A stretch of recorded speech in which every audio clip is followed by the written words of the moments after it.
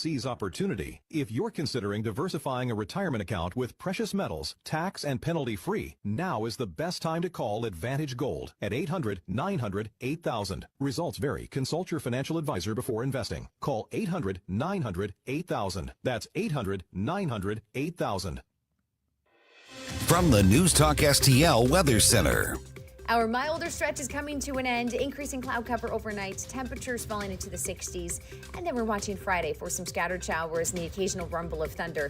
With this, it keeps our high temperature near 79 degrees. The rain is a bit heavier overnight Friday into Saturday. When all is said and done, many of us will see around a half inch of rain, but there will be some pockets of 1 to 2 inches possible. Saturday cranks up the heat, and then we have a triple-digit heat index in the forecast on Sunday. With your first alert forecast, I'm meteorologist Leah Hill. This hour of News Talk STL brought to you by Window World of St. Louis. For replacement windows, doors, and siding, call 800-GET-WINDOWS. That's 800-GET-WINDOWS. When decisions matter most, experience isn't optional. As a former SWAT commander, Tim Whitney has led Under Pressure. Today, as Undersheriff and Chief Financial Officer, he helps lead hundreds of employees, manages one of the county's largest budgets, and protects taxpayers with conservative accountability. I'm Tim Whitney, and I'd be honored to earn your vote. Together we can support responsible growth, strengthen public safety, protect taxpayers, and preserve the character that makes Jefferson County home. Paid for by friends of Tim Whitney. Heather Missy, Treasurer.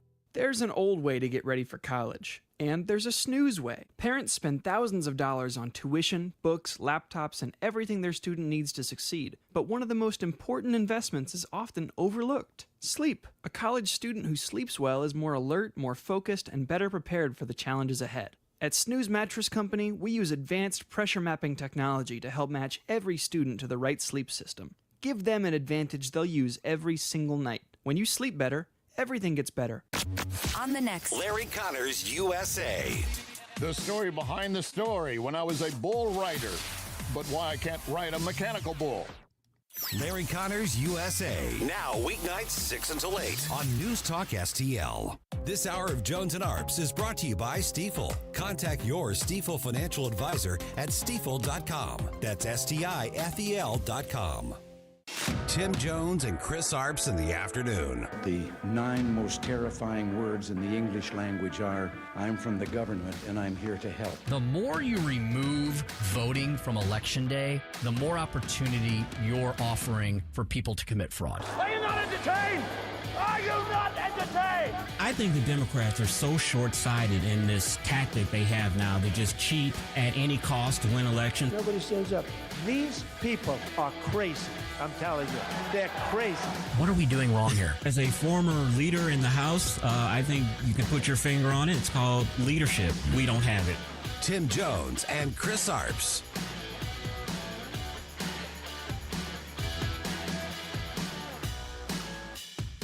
Overnight, American firepower hit Iran for a 12th straight night. And Iran striking back at U.S. military targets in Kuwait.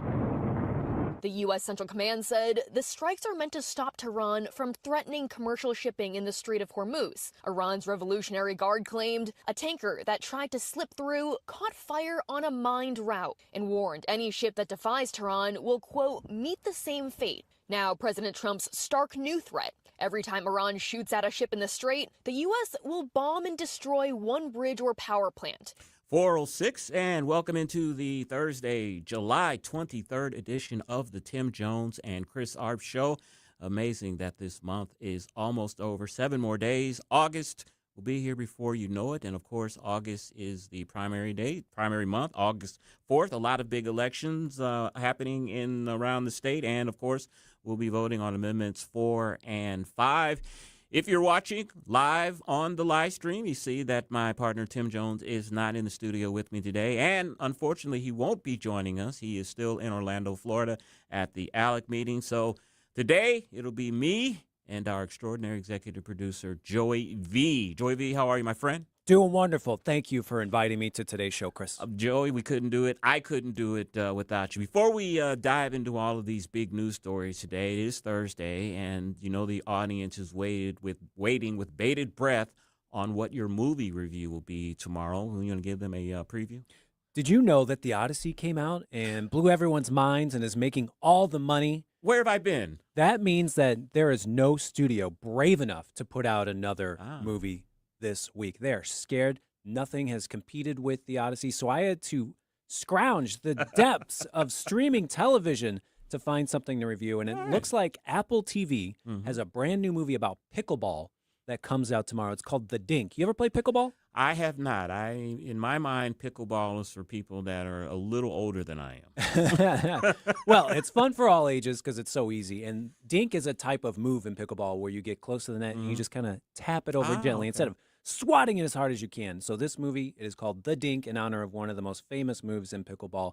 It's a comedy along the lines of Happy Gilmore. I'm going to review that Friday at 5:45. And Dink is not 3 hours long? No, it is 1 hour and 40 minutes, and there are no big pranks with a giant horse with people inside dying because they're drowning from their own feces and poop. But you need to go see All right, The Odyssey, but there is feces inside that horse. There is the preview, Joy. We'll be previewing Dink, a movie about pickleball that is premiering on Apple TV. We'll have all that, of course, tomorrow at 5:45 for Joey's B's Movies. You heard that clip coming in. This is the 12th day of consecutive strikes on Iran. The targets that are being reported, they struck Iranian military capabilities, missile and drone storage facilities, and coastal surveillance infrastructure. It's also reported today that for the first time since the fighting has commenced again, that the U.S. military used B-1 long-range bombers, and those were used to strike targets connected to the Islamic Revolutionary Guard. So as the president promised, he said that we're going to hit them harder and keep hitting them harder every night until they capitulate. These B-1 bombers, of course, they carry 2 dozen 2,000-pound bombs, and they can also carry a dozen cruise missiles. The president said on Truth Social yesterday, he said, quote, "I am considering a massive attack bigger than ever before. I am close to making a decision. We are all set for it.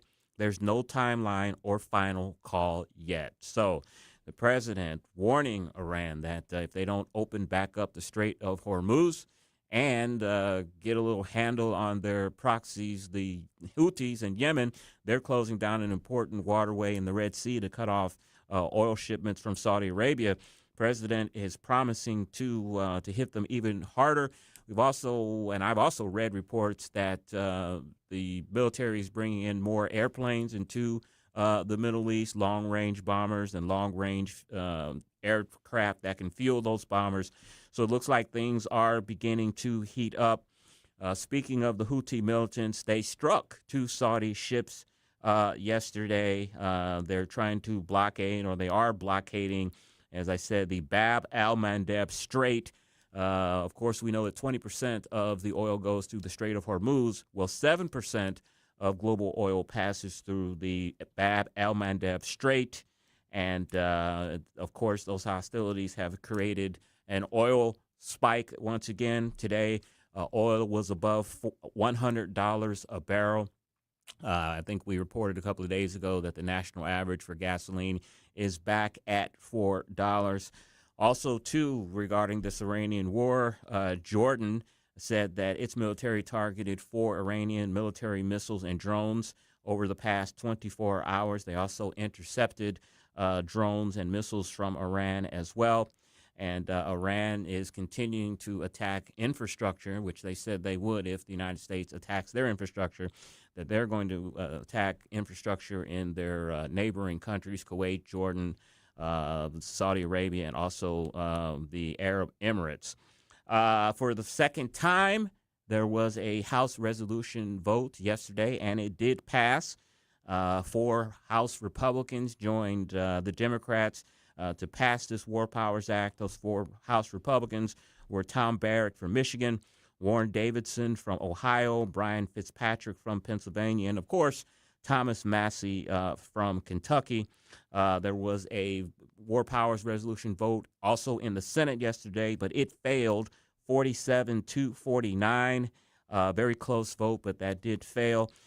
We know that Senator Tom Tillis, he is retiring from, he's a senator from North Carolina. He is retiring.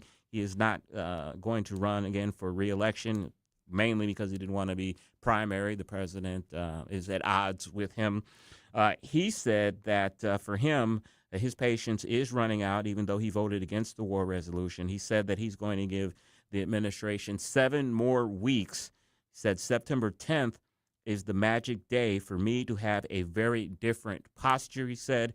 He said, it will have been 60 days since the White House said war for the first time. So very close vote in the Senate, 47-49.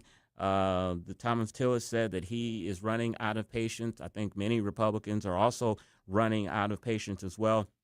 I think that, I think the Republicans in the Senate and the House, and of course in the House overwhelmingly, I think that they overall support this war effort. As Tim and I have discussed many times, we have been basically at war with Iran for the last 47 years. They've been a thorn in our side. Of course, 1979, they took our hostage for 444 days. They call us the great Satan. They call Israel the little Satan. They are trying to acquire nuclear weapons. We found out during the last dust-up in this war that they have a greater missile capacity than they said they had. They were struck a United States base there.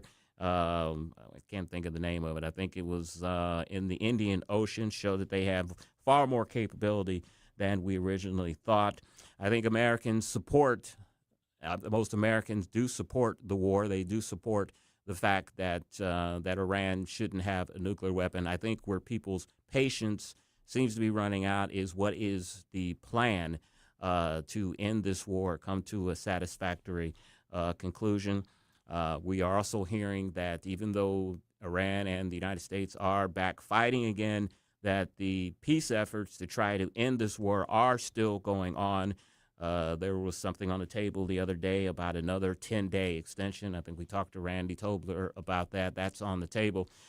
Personally, I don't want to see any more extensions. I'm not a bloodthirsty hawk that wants to see war, but I think when you're dealing with people that are fundamentally evil and are at war with the United States for the past 47 years, diplomacy is not something that's going to work in this case. The only thing that they understand are missiles and bombs, and one of the main premises of war is you have to destroy your enemy, take away their capability to fight, and take away their will to fight. We have not done that yet with Iran, but we are a far more superior power than Iran, and we've been urging here, Tim and I, that it's time to finish the job, that Iran is not going to capitulate. They are telling their people and us, the world really, that they have won or are winning this war because the United States is still fighting them. And in their minds, as long as they can hold out and not give in and can close the strait and still send an occasional missile into their neighbors' countries, to them, that's a plus. They are winning. So a lot is going to be happening here in the next couple of days and few weeks regarding this war. Stay tuned, of course, to News Talk STL. We will always give you the latest on the war effort. Also, big news yesterday in the House. We talked with Congressman Bob Onder last week, and I told him how there were 4 specific bills that needed to be passed before the August recess, and was there going to be enough time for that to happen? Well, they did pass this bill yesterday. There are 3 major bills. They passed this is the House now. They passed the annual defense policy package. They passed a bill that bans lawmakers from trading stocks. And they passed a budget resolution for reconciliation 3.0. Those are all major things that need to be passed. But, and it's been said many times, and the President Trump has said this himself, that the Senate seems to be the place where things go to die. Senate Majority Leader John Thune is not at all enthusiastic about a 3.0 package. He said that he wouldn't move the House budget blueprint that passed yesterday until the Senate solves the upcoming budget crisis, funding crisis. As you know, September 30th, October 1st begins the fiscal year for the United States. There is talk that passing a continuing resolution to keep the government funded through the midterms. That's what Senate Majority Leader John Thune wants to focus on. He does not want to focus on Reconciliation 3.0. The reasons for that is that if the Senate does take up the Reconciliation 3.0, there aren't the votes in the Senate to pass that right now, unfortunately. And also, if it was to pass, John Thune is worried about the Democrats adding amendments to Reconciliation 3.0 that would be kind of embarrassing votes for the Senate. He's trying to cover for some of his more vulnerable members. One of the examples that he cited was in budget Reconciliation 3.0, there was $12 billion, in that for farm aid, which is something that that seems to be something that should be bipartisan. But Senator John Thune is worried that the Democrats could place amendments on Reconciliation 3.0 with a farm bill added to it that would talk about how SNAP benefits have been cut. And so that would be a very tough vote for vulnerable members in the Senate. Do they vote for this bill? And then they have to vote against the Democrats' bill amendments talking about the cut in SNAP. So that's very, very tough situation there. We are glad that reconciliation has passed the House, but it looks like it has a very uphill battle in the Senate. Senator John Thune does not have any interest in that right now. He wants to pass a budget or a continuing resolution to make sure that the government is funded through October 1st. So a lot going on in Congress, a lot going on in the world, a lot going on the show today. It's Thursday, and of course, we'll speak with Steve Bucci. He's the visiting fellow at the Heritage Foundation. We'll ask him about the latest developments in Iran. We'll also ask him about the latest developments in Ukraine. Ukraine seems to have changed their war strategy. We'll ask him about that. Chris's Corner at 4:45. You may have heard about this. New Jersey has just made the case for election integrity. It was determined that 6,000 non-citizens were on the voting rolls, and I think the reports are that 400 of those people actually did vote. At 5:06, we'll speak with Scott Faughn. He's publisher of the Missouri Times and host of This Week in Missouri Politics, which you can hear right here on this station. We'll talk to Scott about the big legislative headlines of the day, and since he is on his Ford 150 tour, he'll be in St. Louis tomorrow. We'll ask him, as he goes about the great state of Missouri, what are the good folks saying about the August 4th ballot questions like Amendment 4 and Amendment 5. He has his finger on the pulse there, so we'll get his thoughts. And then with 5:23, we'll speak with Jay Town. He's a legal analyst for Newsmax. We'll talk to him about the Senate Judiciary Committee prepares to vote on Todd Blanche's nomination. A couple of senators are kind of hedging and saying that they may not vote for him. That's John Cornyn and Tom Tillis. And we'll ask him about this report that came out today. House Representative Chair Jim Jordan is sending a referral to the Justice Department on Jack Smith. If you remember that, he was the special prosecutor that was investigating the president, and it was revealed that he had the contents of emails of a number of United States senators. One of those senators was our own Josh Hawley. So we've got a lot to talk about, and of course, we'll tell you what's coming up on Larry Connor's USA at 6 o'clock. You are listening to the Tim Jones and Chris Arps Show on 101.9 94.1 News Talk STL. Follow us on Rumble at News Talk STL. From the News Talk STL Weather Center. Our milder stretch is coming to an end, increasing cloud cover overnight, temperatures falling into the 60s, and then we're watching Friday for some scattered showers and the occasional rumble of thunder. With this, it keeps our high temperature near 79 degrees. The rain is a bit heavier overnight Friday into Saturday. When all is said and done, many of us will see around a ½ inch of rain, but there will be some pockets of 1 to 2 inches possible. Saturday cranks up the heat, and then we have a triple-digit heat index in the forecast on Sunday. With your first alert forecast, I'm meteorologist Leah Hill. Bill, you're an old politician. Yup. Sure am. So you know the old-timers warned that someone trying to sell you a pig in a poke was a con man. Well, sure. Well, no offense, Tom, but your politician's Amendment 5 is a pig in a poke, allowing politicians to raise our taxes without a vote of the people. And the politician's Amendment 4 takes away our power to do anything about it. Well, let's look at what's really inside 4 and 5. Oh, don't do that. 5 hits hardest seniors and those struggling financially with new taxes on services like doctor visits, in-home care, and rent. Sales taxes could more than triple. For up to 80% of Missourians, it's a tax hike. And Amendment 4 ends majority rule, allowing a minority of the most liberal statewide voters in one district to effectively end our power to stop corruption and out-of-control spending and taxing. Slick plan, huh? No, Tom. 4 and 5 are schemes that hurt citizens and transfer our power and our money to politicians and lobbyists. That's why I'm voting no on the politicians' Amendments 4 and 5, paid for by Missourians for Fair Governance. Hungry at midnight? Craving a home-cooked breakfast at noon? At Gingham's Homestyle Restaurant, we've got ya 24 hours a day. For 35 years, folks have been coming back for our famous fried chicken, bone-in catfish, country fried steak, slow-cooked pot roast, scratch-made pancakes, or a slice of homemade pie. Daily specials and a loyalty rewards program that actually pays off. There's always a reason to come back to Gingham's Restaurant in St. Charles. Skip the wait. Join our wait list on Yelp or at ginghamsrestaurant.com.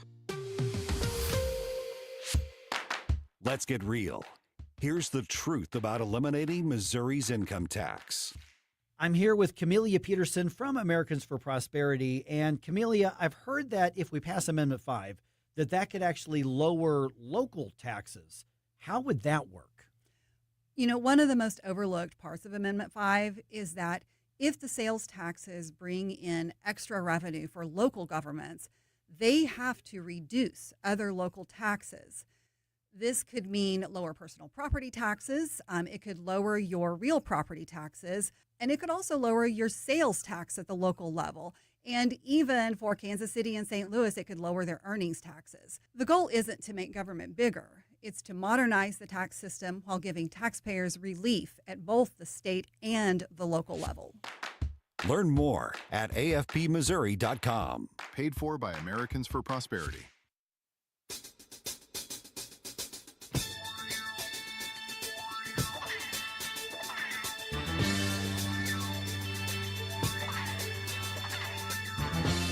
You're listening to Tim Jones and Chris Arps.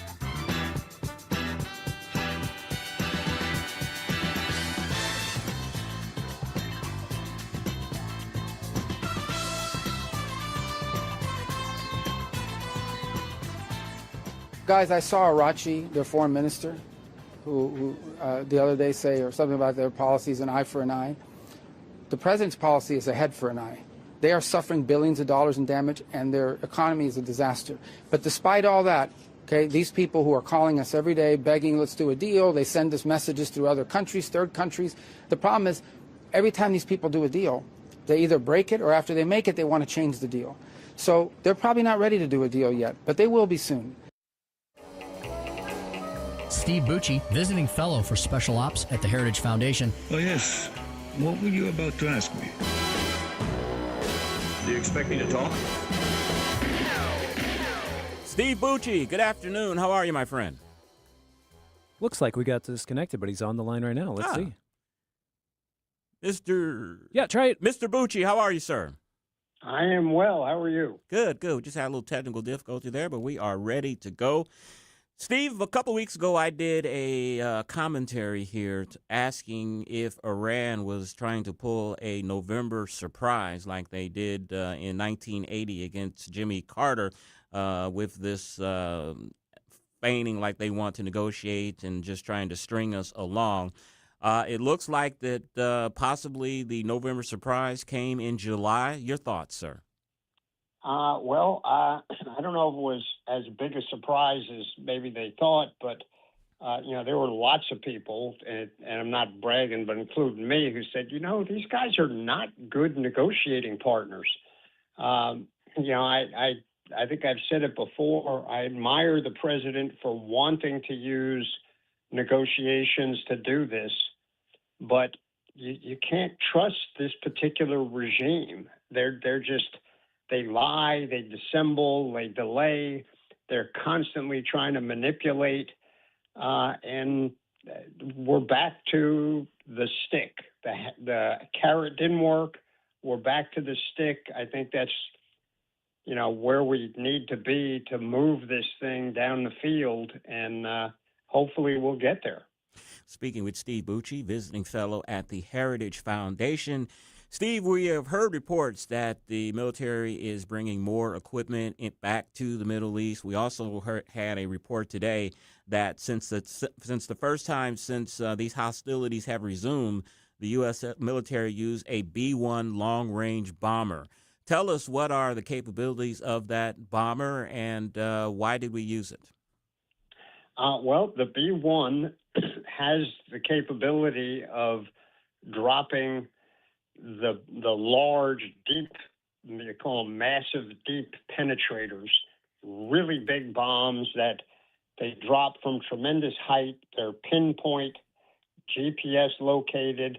They hit the ground and don't explode right away. They just go way down into the ground and then at a set depth, they detonate, and they're designed to take out facilities that are buried deep in the ground. Frankly, much like a nuclear weapon would, but without having to use nuclear technology in the particular piece of ordnance, with all of the other stuff that comes with it, radiation and heat and all that kind of stuff that's sort of messy and causes a lot more collateral damage. So that's what they're for, and that's what we used them for in the past in Iran, and it looks like we're doing that again, this time going after the so-called Pickaxe Mountain, which may be where Iran has moved some of its centrifuges for effort to continue their enrichment of uranium, and that's got to stop. Steve, unfortunately, last weekend we lost 4 U.S. service members in an Iranian missile attack.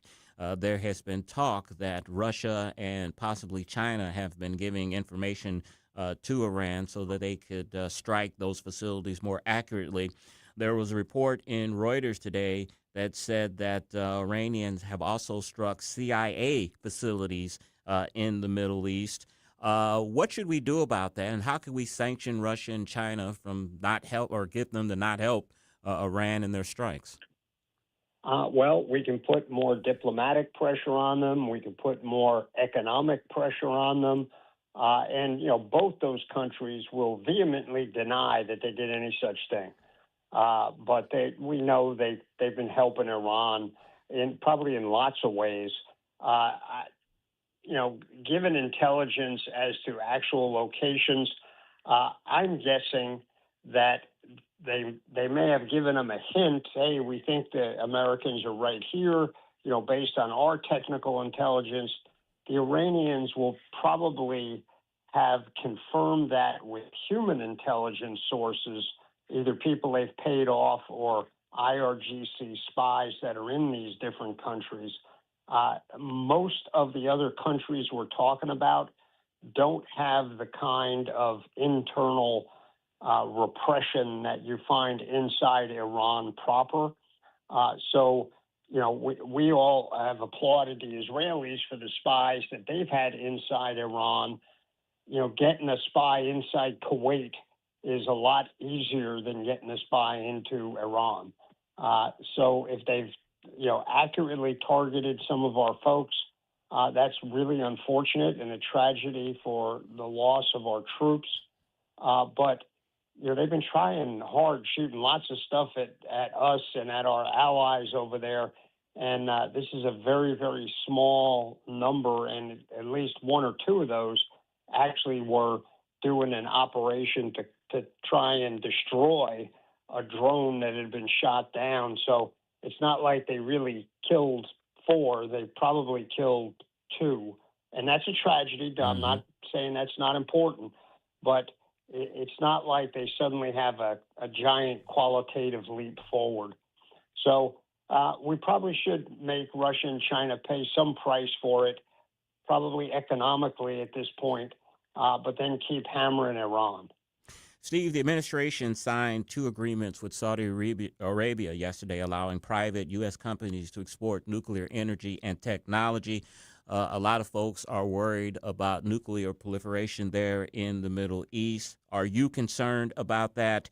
And we've also learned that the president said that there will be conditions on that technology, that Saudi Arabia will have to join the Abraham Accords and normalize relations with Israel.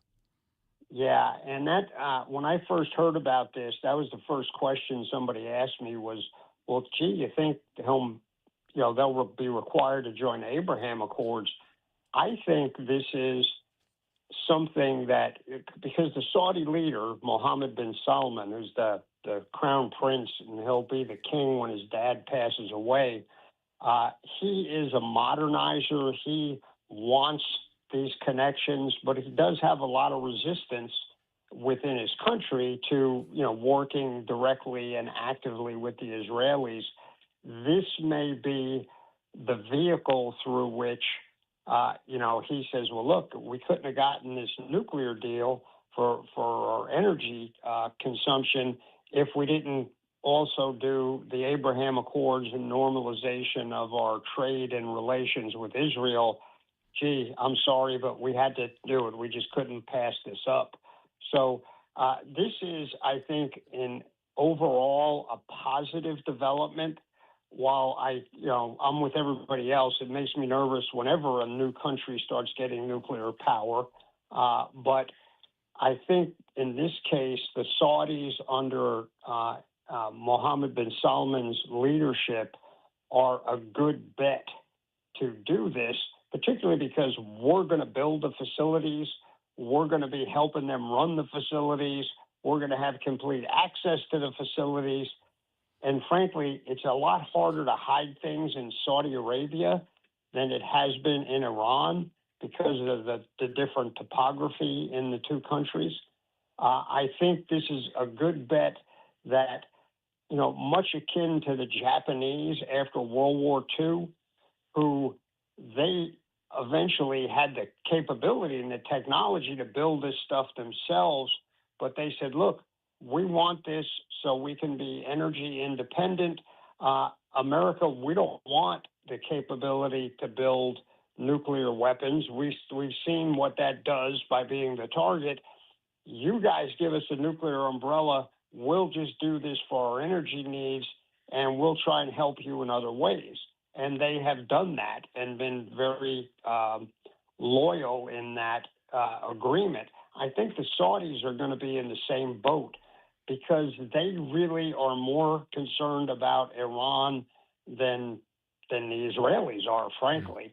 And this will hopefully keep them from having to seek a nuclear device, that they will keep it just in the energy sector. And I've had some people say, well, what do they need that for? They've got all that oil. Exactly. I was going to ask you that. Well, but you can't generate electricity that efficiently with oil. Oil gets processed into gasoline, other petroleum products, and gets sold, but it's not really that great for electrical production. You need, to have a long-range capability, time-wise, you need the nuclear power plants. So I think overall this is going to work out beneficially, particularly if it gets them locked into the Abraham Accords and normalization with Israel. Steve, when you think about terrorism these days, you think of Hezbollah, Hamas, of course, Iran, which is a major state sponsor of terrorism. Al-Qaeda is not a group that you hear too much about, but we're reading that the Trump administration is considering military strikes in Mali targeting an Al-Qaeda-affiliated group known as JNIM. Who is JNIM? They are obviously an African-based Islamic group, Sunni, but Salafist, the really, hardcore return to the 7th century kind of Muslims.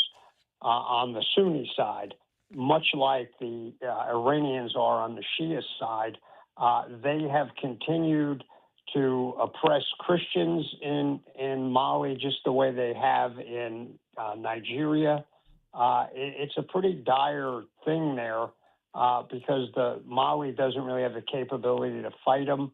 So I think we're going to go in there and give them a little help, take out some of the leadership of that organization, and hopefully tamp that down again to keep that branch of al-Qaeda from blossoming back up and into an even bigger threat.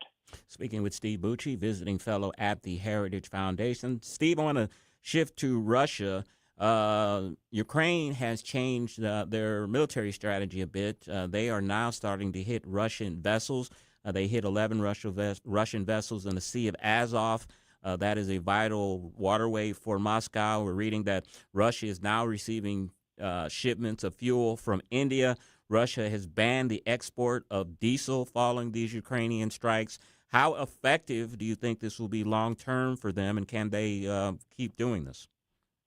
Well, the Ukrainians are, they've shifted the lines there in the war in Ukraine by taking the fight to the Russian people, hitting targets in Russia, hitting ships in Russian-controlled waters, all using primarily drone technologies, both maritime drones, undersea drones, land-based drones, that crawl across the ground, as well as the more well-known aerial drones. And they're getting longer range. They're getting better capabilities to penetrate Russian either territory or airspace or sea space. And they are really, frankly, putting a hurt on the Russians.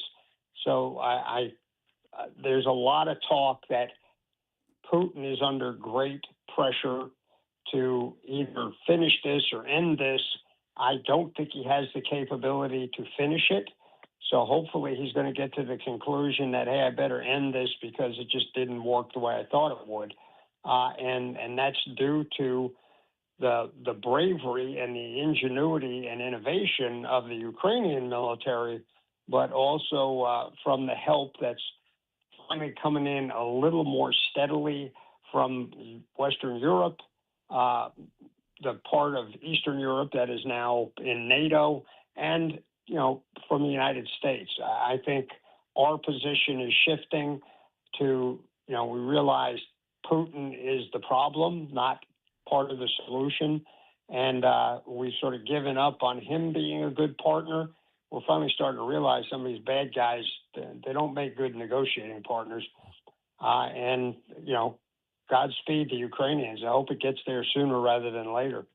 Steve, we know for years that the Chinese have tried to assert their dominance in Asia and in the Pacific. They've built artificial islands that the countries around them are saying are illegal.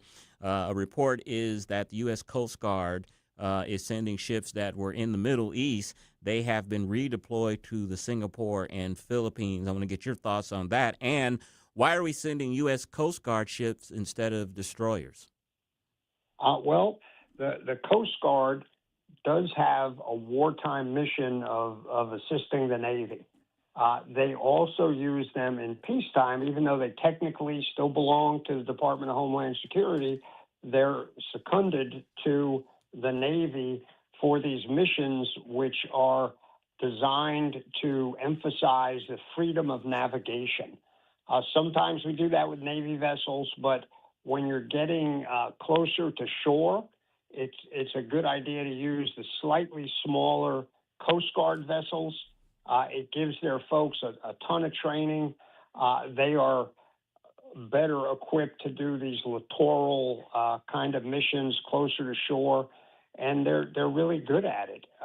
And so we use them. We've always used them that way periodically. We don't move like the entire Coast Guard overseas, but there are ships that get sent over. When I was the attaché in Tirana, Albania, we had Coast Guard vessels, American Coast Guard vessels, visit us there. They also had Coast Guard officers and men training with the Albanian Navy, which frankly looked a lot more like our Coast Guard force than it did our big, expeditionary Navy that we have all over the world. So the Coasties are capable of doing these kind of missions. It allows the Navy to keep some of their other vessels, the destroyers and frigates, in areas like the Red Sea and the Med, where they're needed to combat the problems there in Iran. And final question for you, Steve. U.S. Space Force carried out a military exercise in orbit recently, and they said it was intended to test the force's ability to get a satellite into orbit at short notice. How far away are we from seeing actual warfare in space, do you think? Well, if you're talking about, like space fighter planes chasing each other around and shooting each other down like in Star Wars, it's still a ways off. If you're talking about attacking satellites or other craft that are in space, we can do that now. We've got adversaries that can do that now. The Chinese regularly practice. They'll put up a satellite and then they'll shoot it down just to show that they can do it.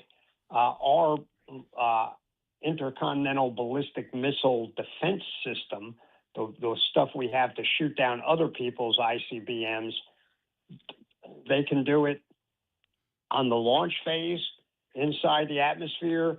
They can do it on the reentry phase inside the atmosphere.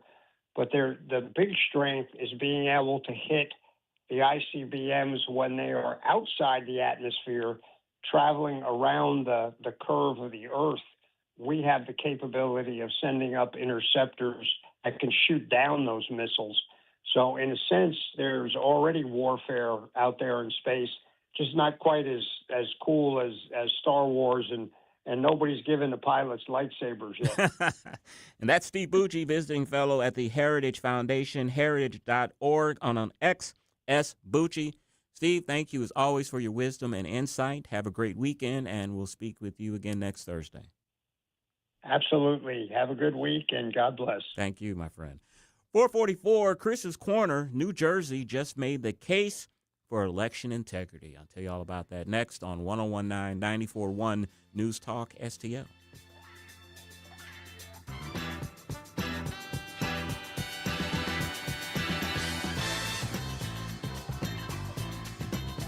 Watch us on our live stream using Rumble, Facebook, and Twitter.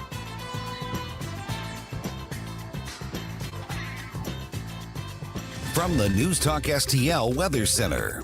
Our milder stretch is coming to an end, increasing cloud cover overnight, temperatures falling into the 60s, and then we're watching Friday for some scattered showers and the occasional rumble of thunder.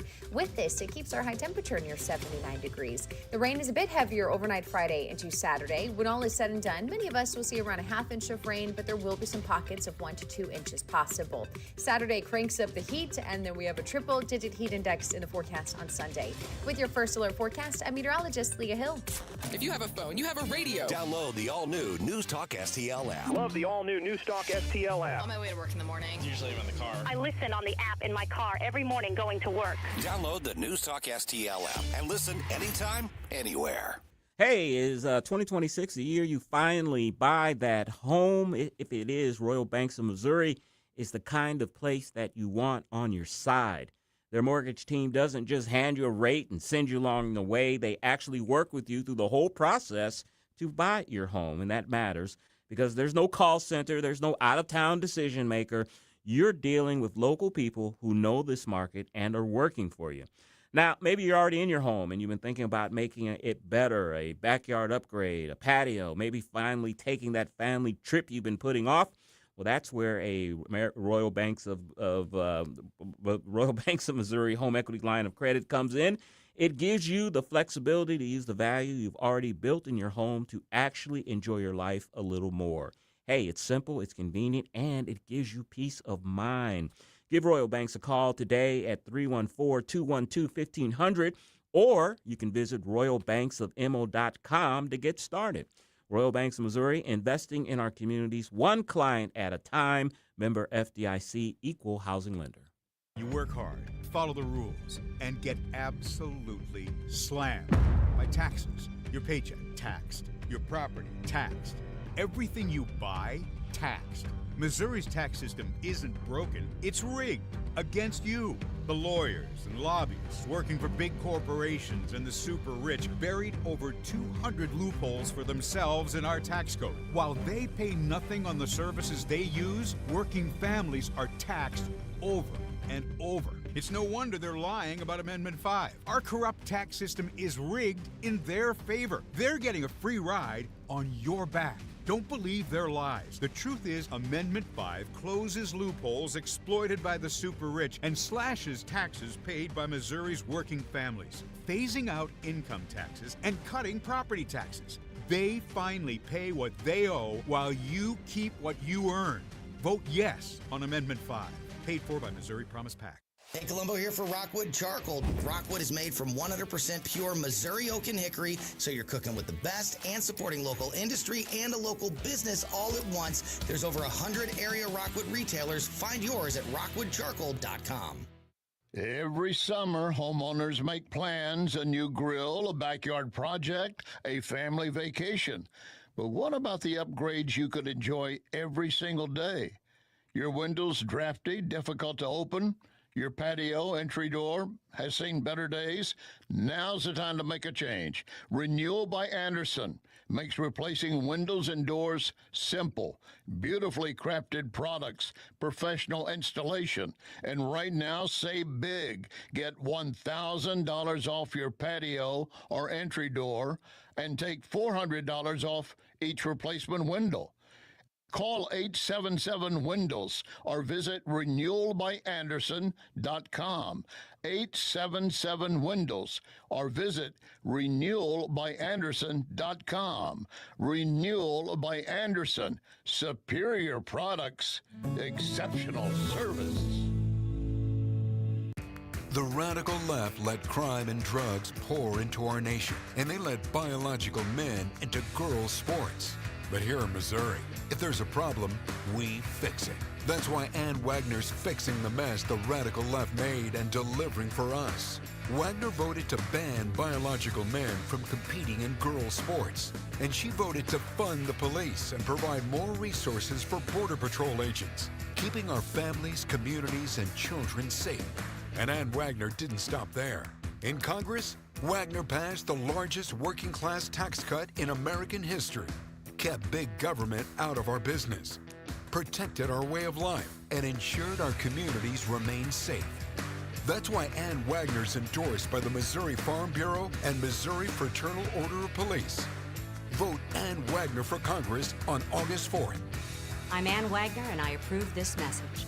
Paid for by Ann Wagner for Congress. Chris's Corner, brought to you by The Dental Link on Manchester and Baldwin or at dentallink.com.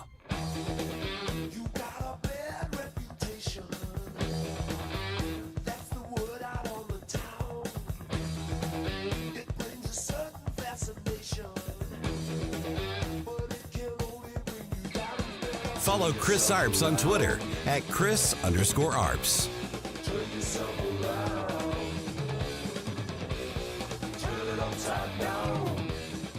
Want to get you to some breaking news now out of New Jersey, where the governor there says the state's DMV apparently accidentally registered thousands of non-citizens to vote after a software glitch. About 400 of them went on to cast a ballot. Here's Governor Mikey Sherrill explaining how it happened. Some individuals indicated that they weren't citizens and weren't eligible to vote, but the software registered them anyway. Chris.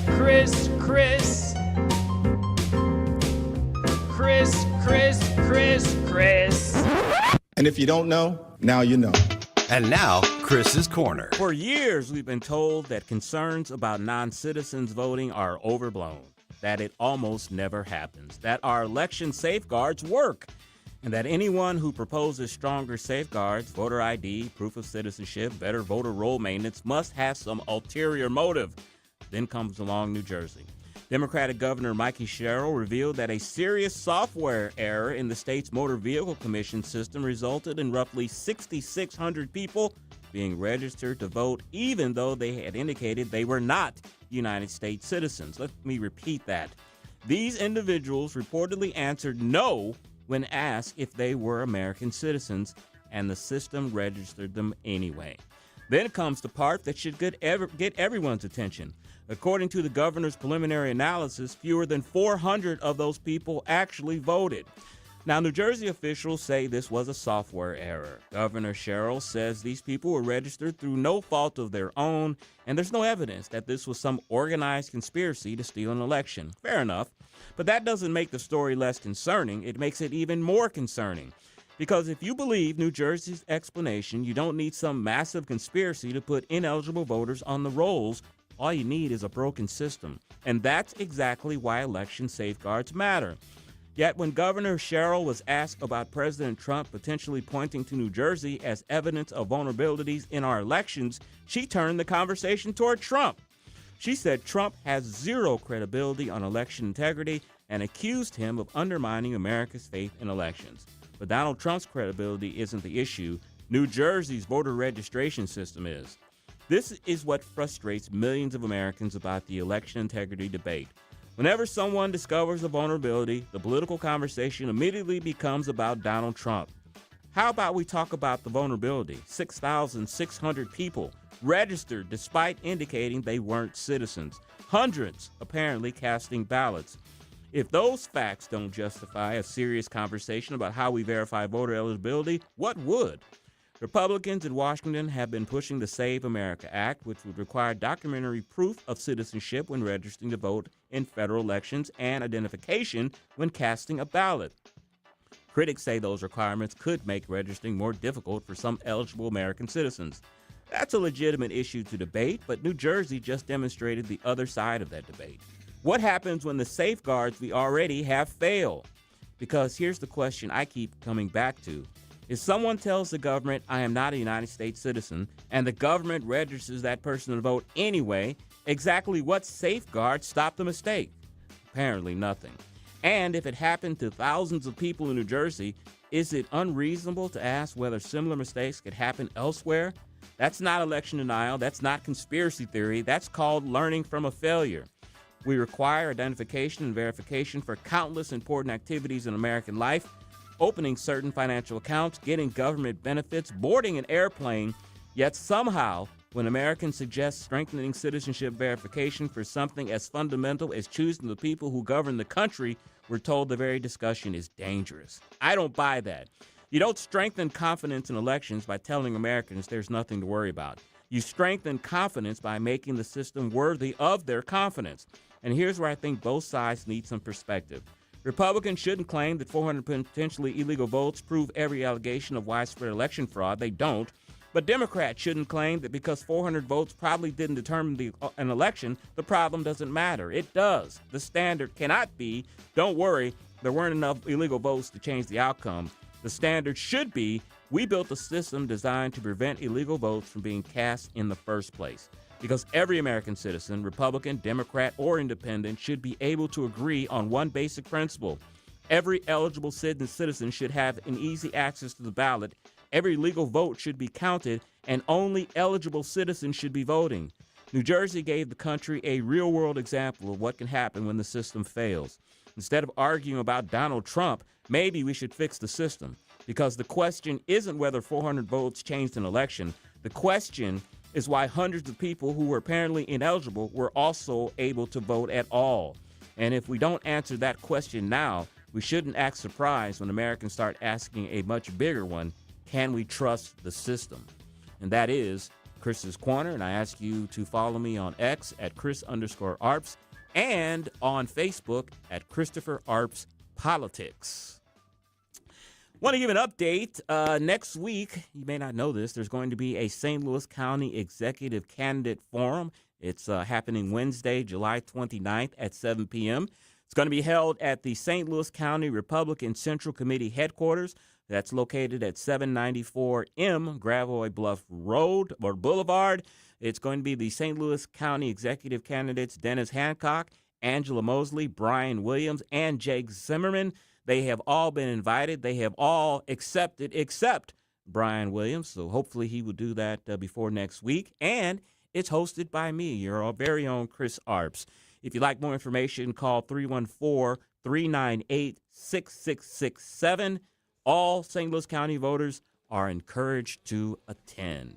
All right, coming up, we're going to speak with Scott Faughn, publisher of the Missouri Times. We'll get his thoughts on the ballot amendments that are going to be voted on August 4th. We're going to speak with Jay Town at 5:23. He's a legal analyst for Newsmax. We'll ask him about the Senate Judiciary Committee vote on Todd Blanche's nomination for Attorney General. You're listening to the Tim Jones and Chris Arps Show on 101.9, 94.1 News Talk STL. Turn yourself around. Turn yourself around. This hour of Jones and Arps is brought to you by Stifel. Contact your Stifel financial advisor at stifel.com. That's STIFEL.com. As you know, Vincent's is not just my favorite jeweler. Vincent's is my only jeweler. And I was in recently looking at lab-grown diamonds. These are not glass. They are actual diamonds, but they cost a fraction of a natural diamond. You can check them out at Vincent's.com, or better yet, see these lab-grown diamonds in person. You're going to be amazed at the beauty and the price. Vincent's Jewelers.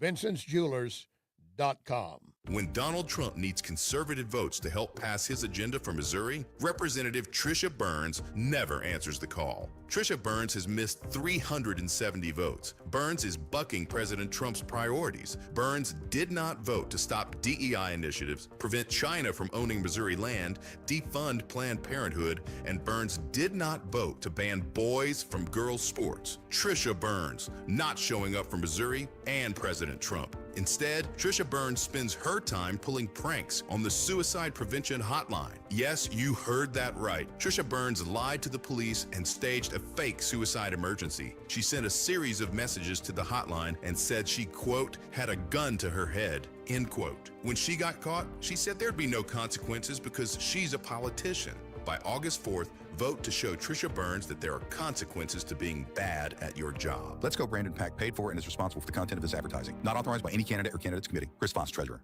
Hi, it's Ken Williams, and my favorite Capriati sandwich is the Capistrami. You've got hot pastrami, melty Swiss cheese, crunchy coleslaw, and zesty Russian dressing. What else do you need? I love Capriati's, and you will too. On Manchester at McKnight in Rock Hill, and now in Creve Coeur on Olive, just 1 mile west of 270.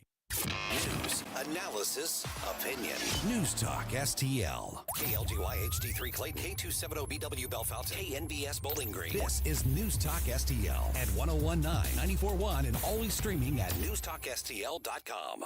News this hour from Town Hall. I'm Keith Peters in Washington. More restrictions are being placed on the press when it comes to the U.S. Navy. The U.S. Navy will no longer release information about the service history of sailors. That information, such as units they've been assigned and awards they've earned, had been available for decades. But officials say there have been increased security threats and harassment concerns. Last week, the Office of the Chief of Naval Personnel removed all public-facing information on its commanding officers. A spokeswoman says there will be exceptions if the sailor is a public figure or if there are extenuating circumstances. The changes are among a host of new press restrictions, largely driven by Defense Secretary Pete Hegseth. Donna Warder, Washington. A key Republican lawmaker says he believes that Special Counsel Jack Smith may have made false statements to Congress while testifying about his investigation of President Donald Trump.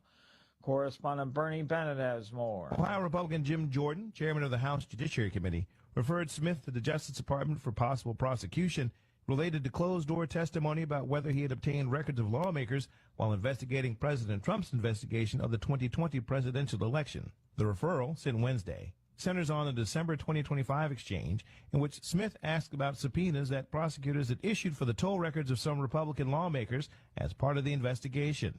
Bernie Bennett in Washington. Tropical storm Bertha has made a second landfall near the Texas-Louisiana state line, ending its slow crawl across the U.S. Gulf Coast.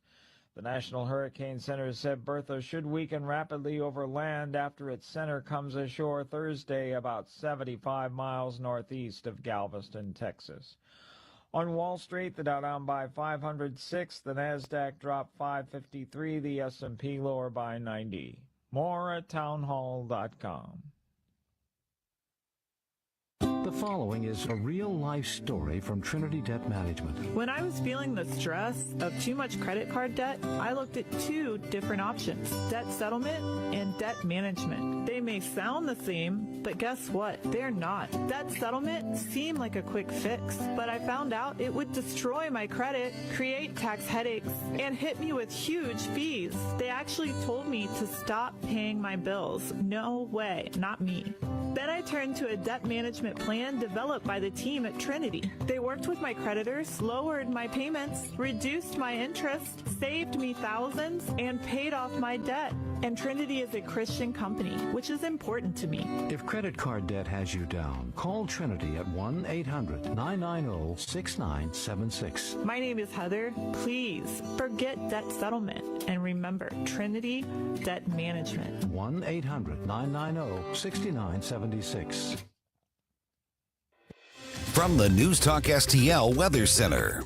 Our milder stretch is coming to an end, increasing cloud cover overnight, temperatures falling into the 60s, and then we're watching Friday for some scattered showers and the occasional rumble of thunder. With this, it keeps our high temperature near 79 degrees. The rain is a bit heavier overnight Friday into Saturday. When all is said and done, many of us will see around a half inch of rain, but there will be some pockets of 1 to 2 inches possible. Saturday cranks up the heat, and then we have a triple-digit heat index in the forecast on Sunday. With your first alert forecast, I'm meteorologist Leah Hill. This hour of News Talk STL is brought to you by Stifel, serving investors for over 130 years. Contact your Stifel financial advisor at stifel.com. That's STIFEL.com. When Donald Trump needs conservative votes to help pass his agenda for Missouri, Representative Trisha Burns never answers the call. Trisha Burns has missed 370 votes. Burns is bucking President Trump's priorities. Burns did not vote to stop DEI initiatives, prevent China from owning Missouri land, defund Planned Parenthood, and Burns did not vote to ban boys from girls' sports. Trisha Burns not showing up for Missouri and President Trump. Instead, Trisha Burns spends her time pulling pranks on the suicide prevention hotline. Yes, you heard that right. Trisha Burns lied to the police and staged a fake suicide emergency. She sent a series of messages to the hotline and said she, quote, had a gun to her head, end quote. When she got caught, she said there'd be no consequences because she's a politician. By August 4th, vote to show Trisha Burns that there are consequences to being bad at your job. Cut the Bullpack paid for and is responsible for the content of this advertising. Not authorized by any candidate or candidate committee. Number one for live and local conservative talk. I just would like to get your comments on that. I'm so glad that you're on the radio, and I want to thank you for that. I'll tell you why. 1019 and 94.1. I love these people. St. Louis is number one for conservative talk. News Talk STL. Tim Jones and Chris Arps in the afternoon. The 9 most terrifying words in the English language are, I'm from the government and I'm here to help. The more you remove voting from Election Day, the more opportunity you're offering for people to commit fraud. Are you not entertained?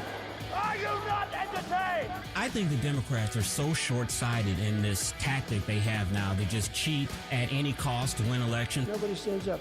These people are crazy. I'm telling you, they're crazy. What are we doing wrong here? As a former leader in the House, I think you can put your finger on it. It's called leadership. We don't have it. Tim Jones and Chris Arps.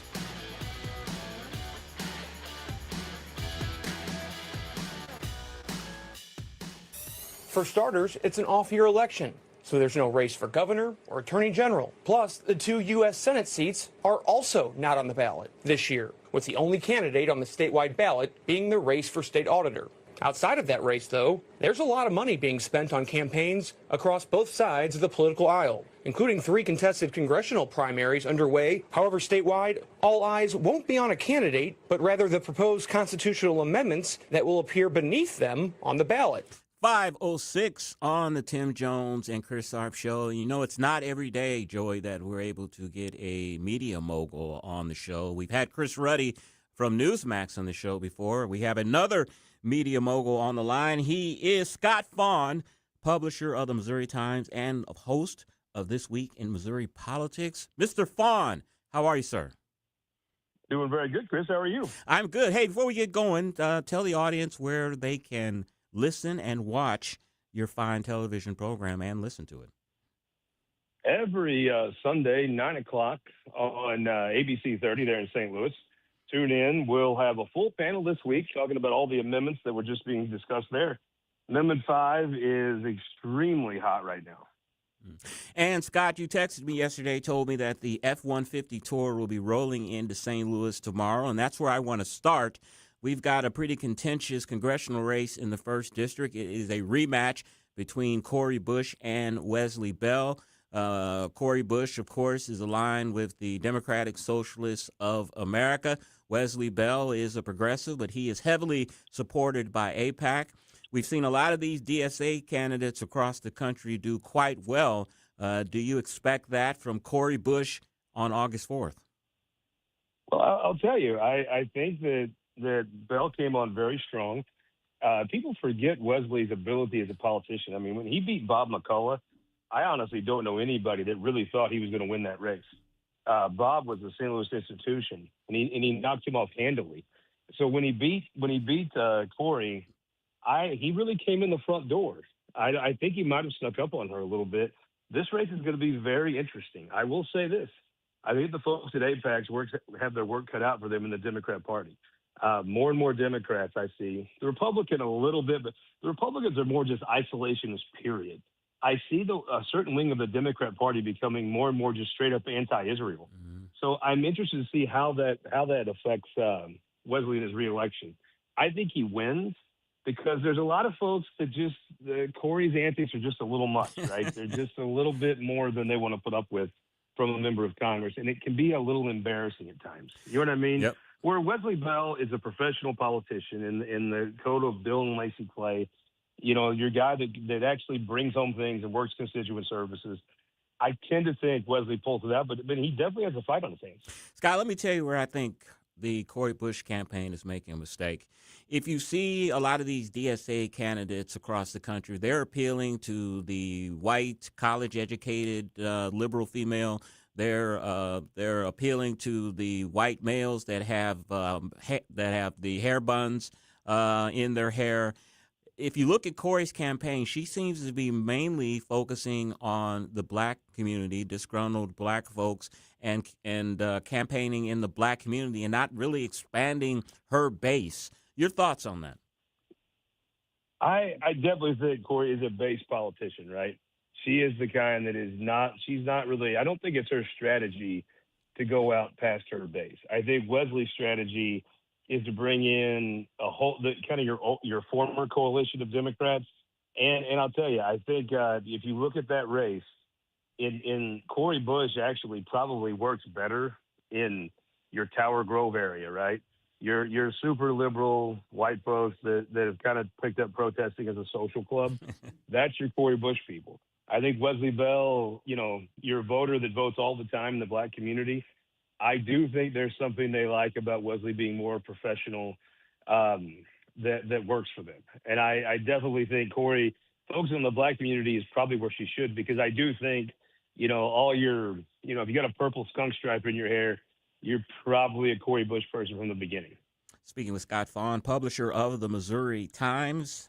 Scott, you're on the F-150 tour. It rolls into St. Louis tomorrow, but I'm sure you've been around the great state of Missouri. We've got 2 big amendments on the ballot on August 4th, of course, 4 and 5. You've got your finger on the pulse. What are you hearing from the people? 5 is taking up all the oxygen in the room. I'm not sure 4 is competitive enough really to pull enough attention. There's not enough money being spent on 4 yet. But 5 is, everyone's talking about 5. And I think it's been very interesting to see. You've seen some of the Republican Party on there's Republicans, then there's just I'm mad, and so I'm a Republican today because I'm mad. And the folks that are just like pure straight anger, they traffic in anger. Anger is their thing. I think those folks have become a pretty significant part, especially if you're online, Missouri Republicans, and they're against 5. I will tell you this. Look, when you go back to the drawing board, if 5 doesn't succeed, I think there's going to be some things you could look at and say, well, maybe you should have opted out ag and real estate. Maybe you should have been a little more complete with the plan. All that Monday morning quarterbacking. I personally believe in Amendment 5. I think this state is not grown in a generation. And, Chris, we got to admit, like if we'd say back in the boot hill talking hogs, dogs, and logs, the fact is The Republicans have been in charge for 25 years. There is no growth. This state has not kept up with the national average in population, GDP, jobs, anything really. Yes, there's been a lot of, they were very successful in abortion until the voters weighed in. And now we're one of the most pro-abortion jurisdictions in the world, not just America. And a toddler can get a newsie with a 10-second waiting period. Other than that, I'm not sure we have as much to show as we'd like. There's been a lot of promises. Frankly, none of them have delivered. The fact of the matter is Missouri needs to compete. And right now, our tax code is not competitive. And you don't have to take my word for it. You don't have to even like Amendment 5. The fact is this state is not competitive. The numbers show you. They don't lie. The Cardinals are, a half game out of the wild card. That's just a fact. You could say that's good, that's bad. You could say we should be, shouldn't be. But the fact is they're not in the playoffs right now. And Missouri would not be in the playoffs economically in any league, even the JV league. So I think we have to take steps to do things. I believe in Amendment 5. You're talking about a plan from a governor who's created more jobs than any governor in the history of this state. Mike Kehoe has signed the front of more paychecks than anybody else that's lived in that mansion. And the truth is, he has a plan. The thing I don't respect, I respect folks that say, hey, I'm not for this reason, that reason. Fine. It's a big league, complicated thing. People are going to have differing views. The only two things I don't respect are if you look at me and say, this is good enough, this is not good enough for my son to inherit. This economy, this stagnant, failing economy, is not good enough for my son to inherit. And if you tell me I'm against Amendment 5 and I have no plan, that's what you're telling me. And I hear nobody that's in the no club. Number one, I have heard nobody that's created more jobs than Mike Kehoe be against this. And I have heard nobody that's against this offer their plan of how they would get the state moving. Chris, it's not good enough. The baby boomer generation failed this country and it's failed this state. I don't intend to have our generation be the folks that hand my son a decrepit, decaying, stagnant state. This is a great chance for us to plant our flag. And you know me, Chris, I am not just grounded the Republican Party. Sure. Just because the Republican Party says it doesn't mean I repeat it. If this 10 years from now, if this doesn't work, I'll be the first one to say, hey, we should go back and try something else. But I believe this is a chance to try something that could work. Scott, some of the anti-Amendment 4 and 5 ads that are playing on this station and all across the state are very, very deceptive. I mean, it's easily to get confused. You would think that 4 and 5 are things that we support, but they actually don't. Address some of the discrepancies that you're hearing in some of these ads. They're very good, I have to say. They're very well put together, and they're very good at confusing voters. I've never seen a campaign where both sides didn't feel like the other side's ads were misleading. Do I think there's some misleading things in there? You bet I do. I'm also for Amendment 5, so maybe I'm a little biased. I will tell you where I think this is the part where you have to get guys like you in a room at some point. If this passes, even if this passes, we're in a box, Chris, because we have not effectively communicated to the people of this state that it's stagnant. And part of that is we're asking them to reelect leadership of the Republican Party that, frankly, has been in charge for 2.5 decades.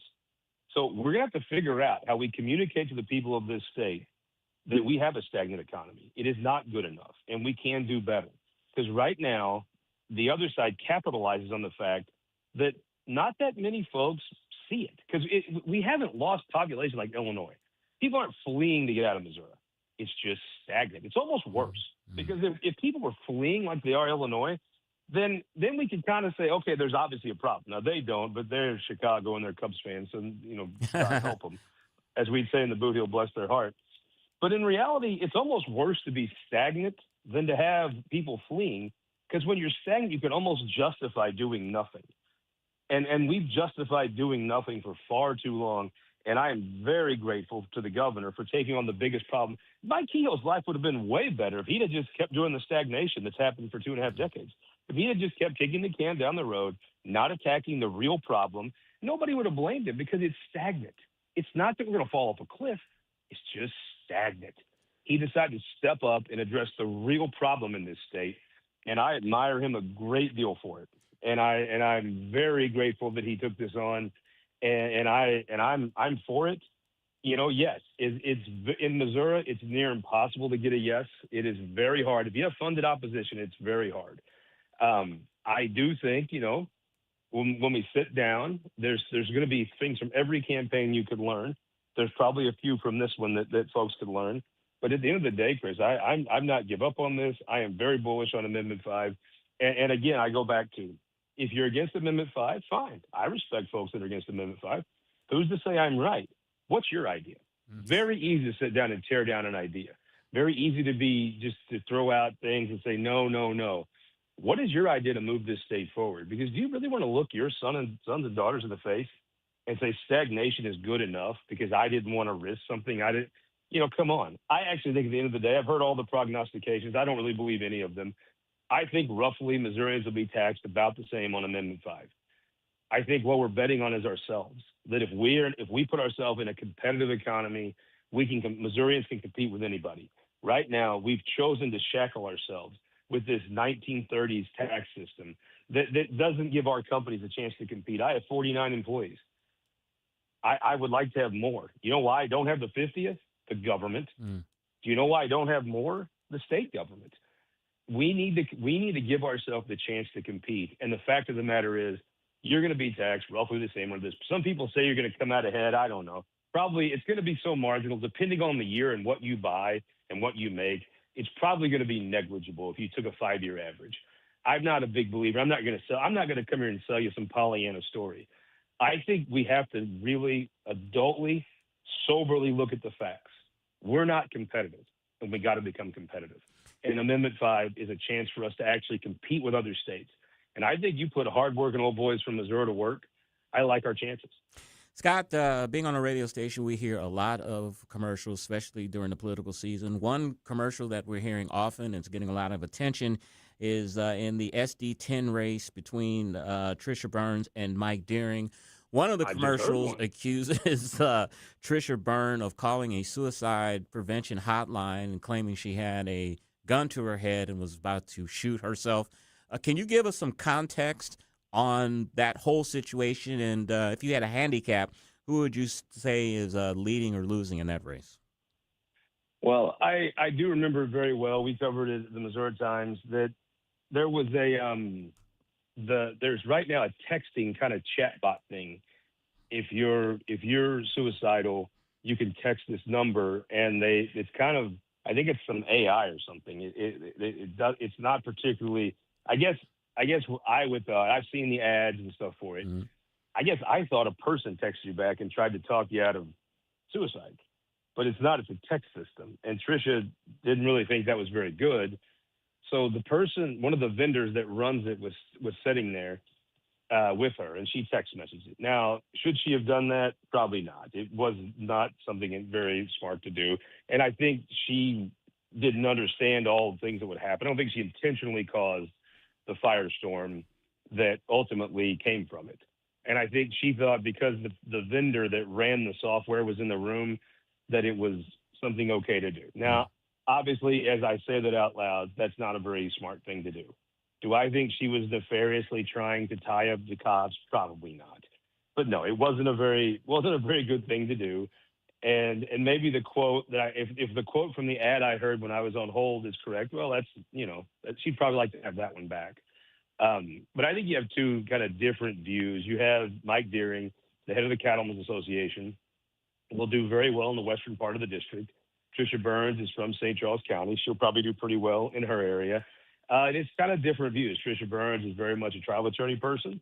Mike Deering is very much a cattleman person. He's probably not for people getting sued all the time. She's going to probably, want to foster a climate to where it's a little bit easier to sue folks. He has a more rural view. She probably has a more urban view. They're different. They're different in stylistics, but that's really, this is a race where they're both very pro-life. They're both very pro-gun. I assume they'll both want to support tax cuts. I see it as two similar candidates from two different parts of the state. If I had to give it a handicap, I would give Mike Deering a marginal advantage right now. But certainly that race is going to be competitive, and I suspect it's competitive right down to the wire a week from Tuesday. And before we let you go, as I said, the F-150 tour will be rolling into St. Louis. Who are you going to have in the truck with you? I believe we're going to have Eric Schmidt in the truck with us and Wagner. We're going to have Brian Williams. We're going to have your prosecuting attorney candidate. I'm going to text my buddy Steve Butts, Gina Midden. I'd like to see John Bowman, Rachel Prouty. If you can't have a good time talking to Rachel Prouty, it's on you. So we're going to be in St. Louis a couple of days. I'm going to try to get Marshak from Jeffco on. He's always a good time. Tim Whitney, the new county executive on there, will be fun. I'm going to come 50, when I head back Saturday, so maybe I can see Shots. Maybe I can go down to Sullivan Bowl and find what Dave Shots is up to these days. That's a few of them. We'll hit a few more, but we always have a good time on the F-150 tour.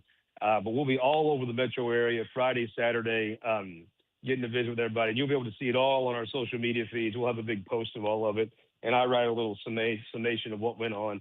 So if you're listening, you want to be on the F-150 tour, shoot me a text message. I'm the easiest guy in Missouri to find. You can find me at any bar with a Bud Light or text me at 573-429-5770. We'd love to visit with you. See, I was right there with you till you said Bud Light. But anyway, that is media mogul Scott Faughn, publisher of the Missouri Times and host of This Week in Missouri Politics. On X, he's at Scott Faughn. Scott, safe travels tomorrow, my friend, and we'll talk to you soon.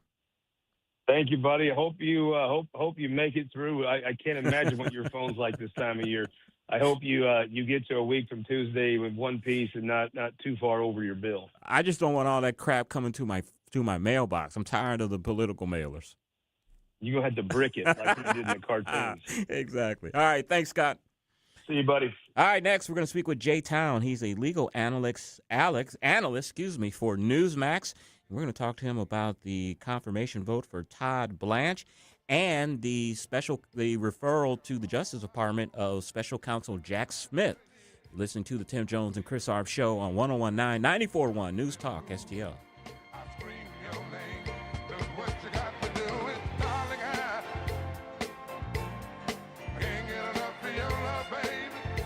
Follow us on Rumble at News Talk STL.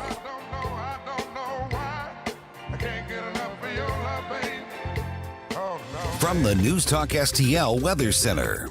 Our milder stretch is coming to an end, increasing cloud cover overnight, temperatures falling into the 60s, and then we're watching Friday for some scattered showers and the occasional rumble of thunder. With this, it keeps our high temperature near 79 degrees. The rain is a bit heavier overnight Friday into Saturday. When all is said and done, many of us will see around a half inch of rain, but there will be some pockets of 1 to 2 inches possible. Saturday cranks up the heat, and then we have a triple-digit heat index in the forecast on Sunday. With your First Alert forecast, I'm meteorologist Leah Hill.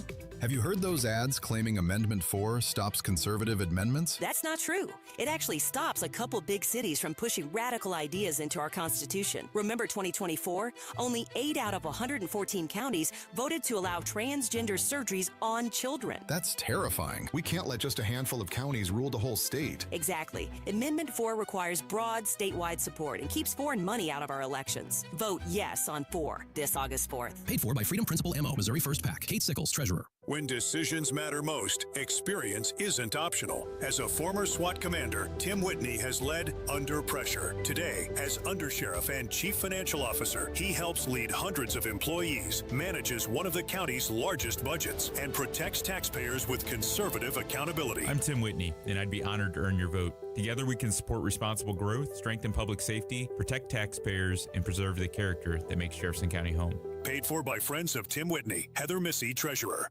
At Body of Health, we're a small but mighty family operation with big ambitions for your health.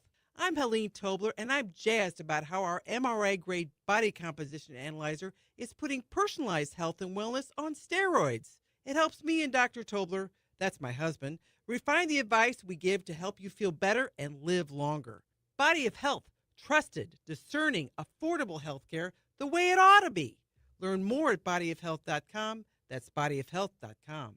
Hey, Colombo here for Intervine, a great local company that has customers all across the country due to the quality of their products. Intervine has the best flashlights, lanterns, headlamps, and even batteries, including the new Monster 2000 Lumen waterproof lantern and the Sentinel 2000 self-defense flashlight. Our home and vehicles are full of great Intervine products, and right now you can shop their website and get 25% off your entire purchase just by using my name, Tony, as your promo code. That's promo code TONY at Intervine.com. Tired of settling for generic fishing gear?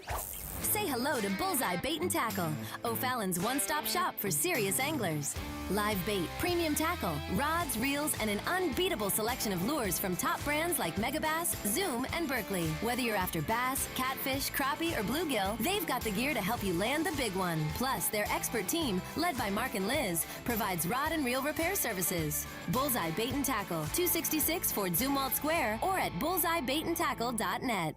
This hour of Jones and Arps is brought to you by Stifel. Contact your Stifel financial advisor at stifel.com. That's STIFEL.com.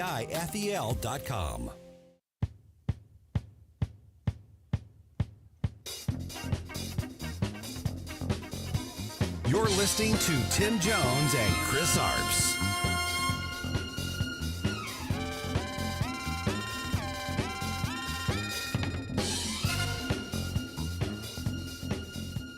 The president spoke about this directly yesterday.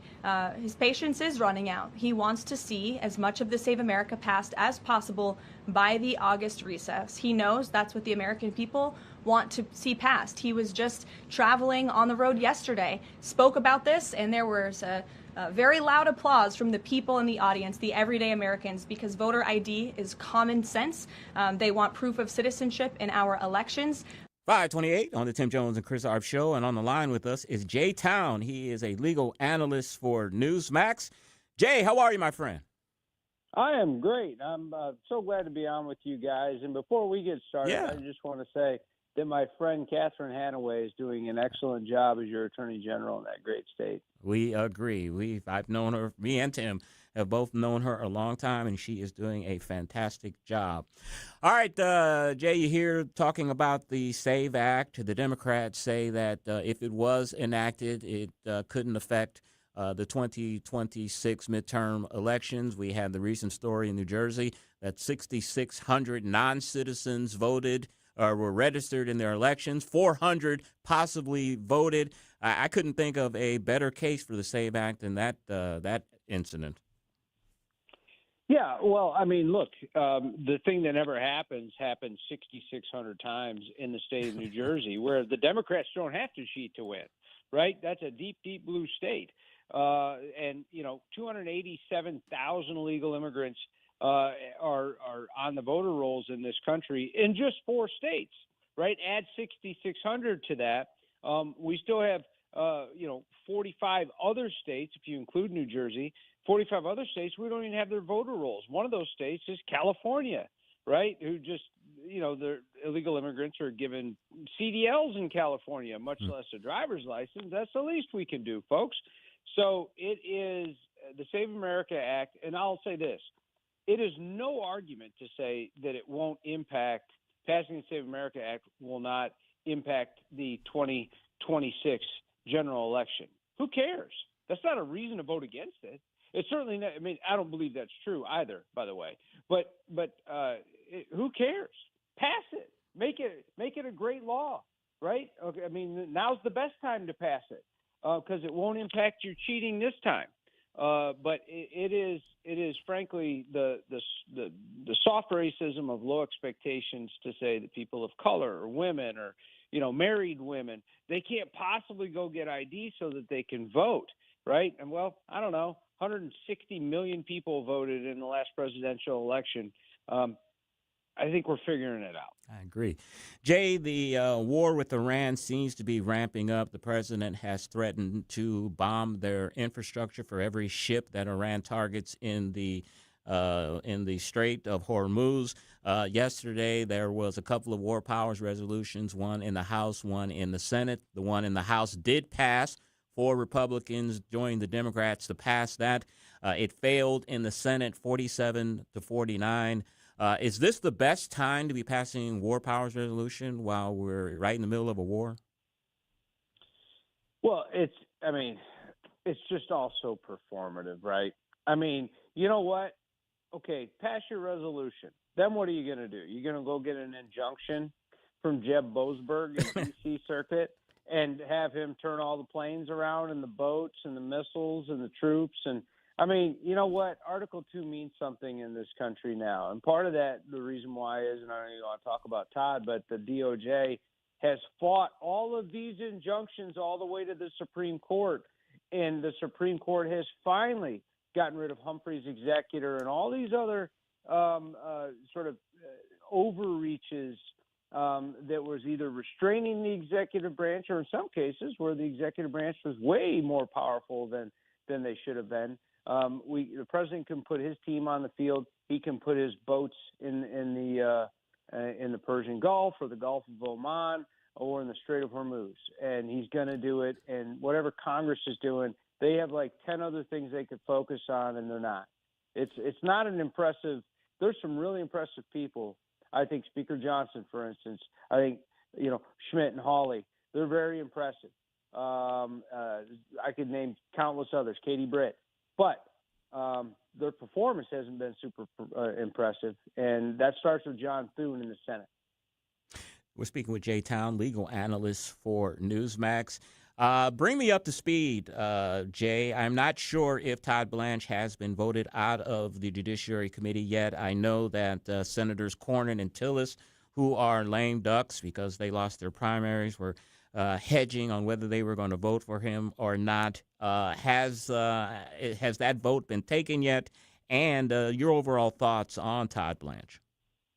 So there was a hearing today. I wouldn't call it a hearing as much as it was just public comments from the Judiciary Committee weighing Todd Blanche's nomination. And I'll look it up while we're talking about Todd. But I'll say this. I've known Todd for a while now. He's an excellent DAG. If you've ever spent any time with him, or if you just watch the interactions with the senators, very calm. He has good demeanor. He speaks freely, but he's not, boisterous. I think Pam Bondi was a little bit more aggressive, right, and came with binders full of dirt. Todd doesn't do that. He doesn't need notes. He's a brilliant lawyer. He's been on both sides. He's the kind of guy you want as an attorney general of the United States, and I think he's done a good job. If for any other reason than that he's gone back to fundamentals of lowering crime by increasing prosecutions, which is exactly what has happened. 100,000 indictments since he's been the DAG and the acting AG, and murder's down 125-year low. Robbery's down 25%. Carjackings are down 34%. There's how many thousands of kids have been returned to their families that were victims of sexual trafficking or human trafficking. So he's doing a great job, not to mention the injunction hell they were in all of 2025, right, across the country with these district court judges. His team fought all of that, and now they're focusing on the fundamentals. He's the guy I want for the job. I'm on the record saying it. I'll keep saying it until they vote. Jay, Budget Reconciliation 3.0 passed yesterday in the House, but Senate Majority Leader John Thune says that he's not interested in passing Reconciliation 3.0. He is more concerned on trying to make sure that we don't have a government shutdown on October 1st. One of the reasons that he gives, he says there aren't enough votes in the Senate to pass that, and if it does pass, he is worried about the Democrats adding amendments onto this bill that could make some of his more vulnerable members more vulnerable. This is the type of thing that has a lot of us in the heartland and in the base upset when we see things that are the president's priorities and Republicans' priorities being stopped by Republican leadership. Yeah, well, you know what, John Thune, you got 53 senators. Why don't you whip them up before we start getting things to the floor, right? I mean, you're in charge of the Republican. You're in charge of the Senate, but you're also in charge of all the Republicans in the Senate. Get your house in order. Get these 50. Get Tillis and whoever else, and Lisa Murkowski, and certainly those people are getting something in the NDAA in this reconciliation bill, right? Maybe Alaska doesn't need any more, billions of dollars for its bases there, right? Mm-hmm. Maybe we can fly those missions from Minot, North Dakota. Right, Russia's over in Ukraine. They're not coming over into Alaska, so maybe we can handle that from the coast. I don't know, but I mean, there has to be I don't know. I'm not really sure how John Thune survives being. I mean, maybe he wants to be Senate Minority Leader more. I don't know, but it's not been impressive. It just hasn't, and I like him. He's a really good guy, smart guy, right? He's fit. He's a good ambassador for Republicans. He looks good. He's a handsome fella, but he's not leading at all. And look, Mitch McConnell wasn't really either. There's this normal order in the Senate that I think we're all sick of. You guys make up rules to restrain yourselves that aren't in the Constitution. They're not in Article 1. And then you go on TV and say, well, we're constrained by these rules that we made up that nobody ever heard of before. So we're not just going to make people filibuster normally. We're going to increase it to 60, not 50 plus 1. And that way we don't have to sit in here and we go home on Thursdays and raise money. Jay, I want to ask you about the news today that Representative Jim Jordan has referred former Special Counsel Jack Smith to the Justice Department for an investigation of perjury. This stems back to the Special Counsel testifying in a House committee. He said that he didn't know that, or he didn't say that, well, let me put it this way. There were two subpoenas. One subpoena was for the metadata. The other subpoena was for the contents of this information. He is saying that he was only asked about the first subpoena regarding the content data, not about the second, and so that exonerates him from potentially lying to Congress. You're a legal analyst. Are you buying that explanation from his lawyers?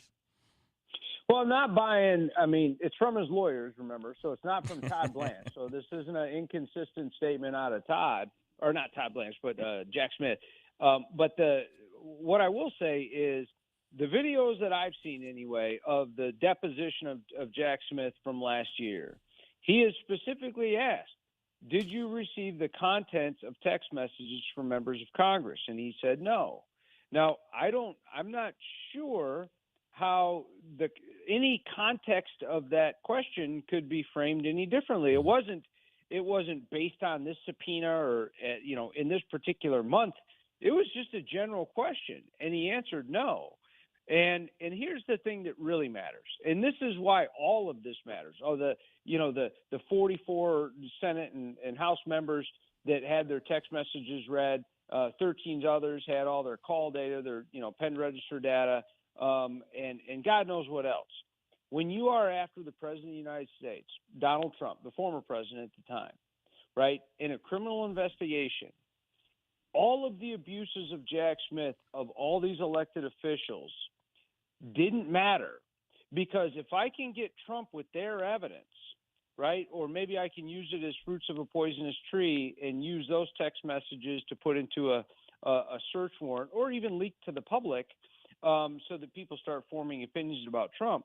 The only person withstanding to contest the speech and debate clause of the privacy laws and rules surrounding text messages and things like that of members of Congress is those members of Congress, not Donald Trump. So in his prosecution, he can't exclude them based on that. Mm-hmm. He doesn't have a right to because he has no standing. So who cares if we violate their rights? Because we're after that guy. And that just tells you all you need to know about Jack Smith is he was not after justice.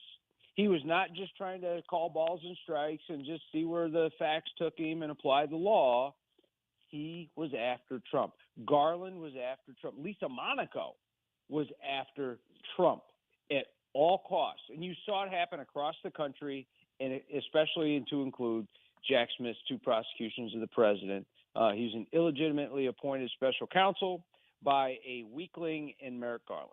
And, of course, Josh Hawley, our own senator, his information was caught up in that investigation as well.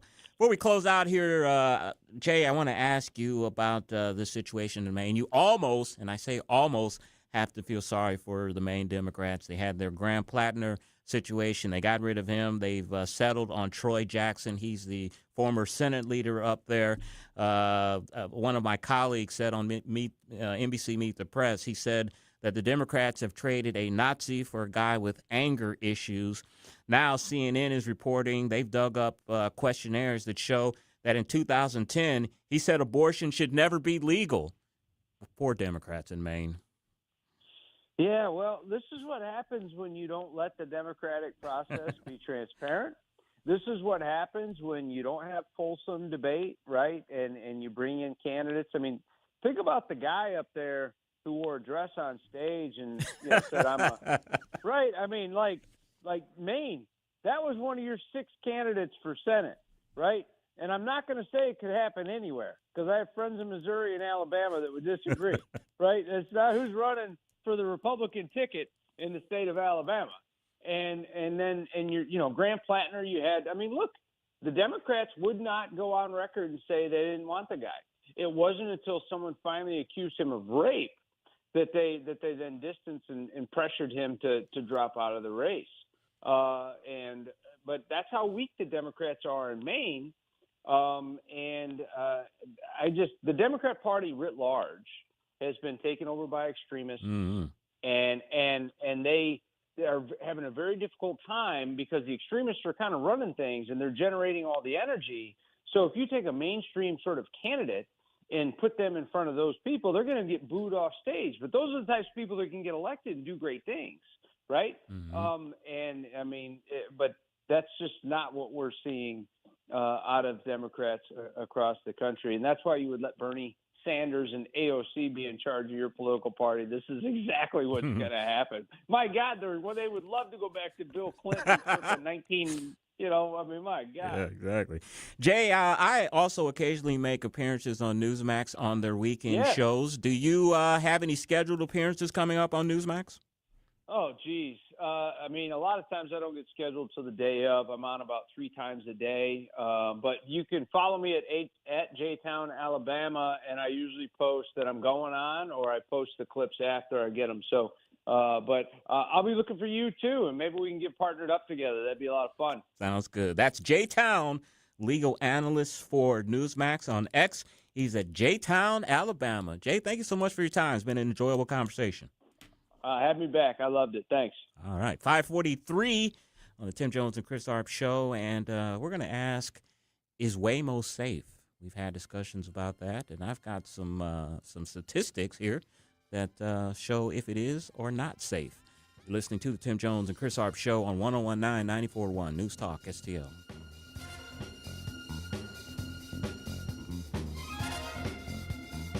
Watch us on our live stream using Rumble, Facebook, and Twitter.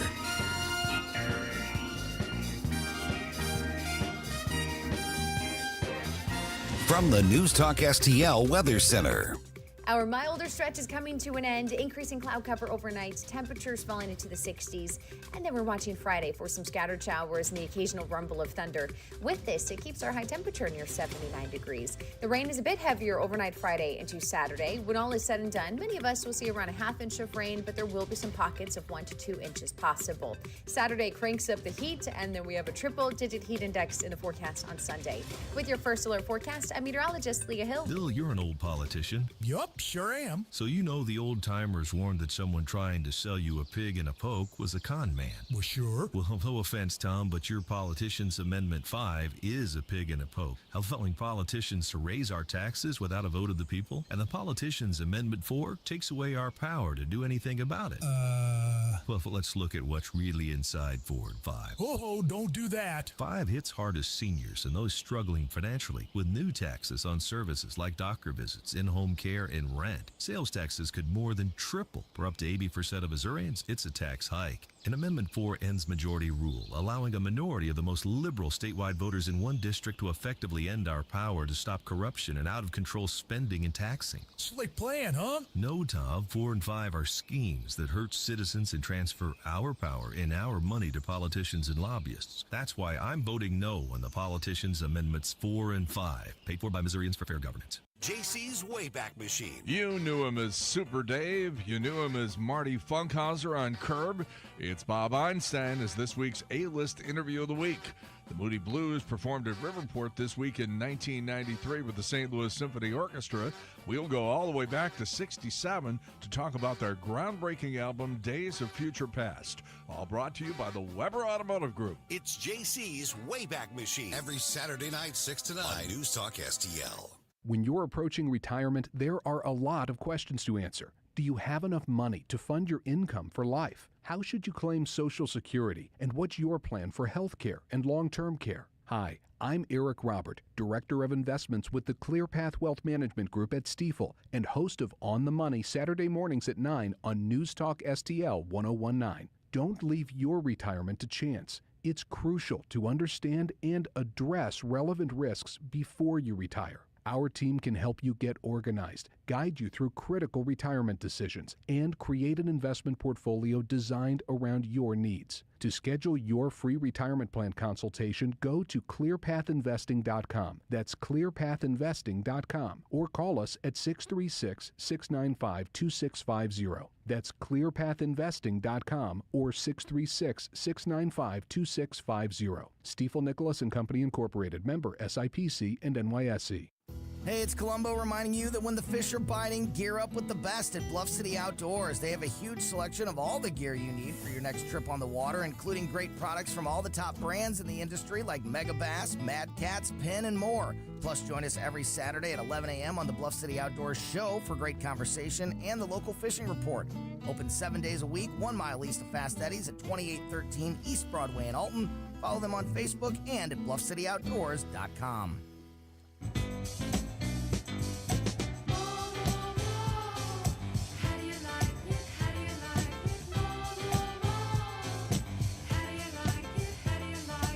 It's the Tim Jones and Chris Arps Show. The Secret Service is ramping up security measures ahead of this Friday's rescheduled White House Correspondents' Dinner. You may remember the event was abruptly canceled after officials say a gunman, 31-year-old Cole Allen, charged through security to allegedly assassinate President Trump. This morning, the Secret Service held a security briefing ahead of the event at the Waldorf Astoria Hotel. The White House Correspondents Association plans on presenting a special award to the Secret Service officer who was shot, Victor Gonzalez. 5:48 on the Tim Jones and Chris Arps Show, and all eyes, of course, will be on the rescheduled White House Correspondents' Dinner.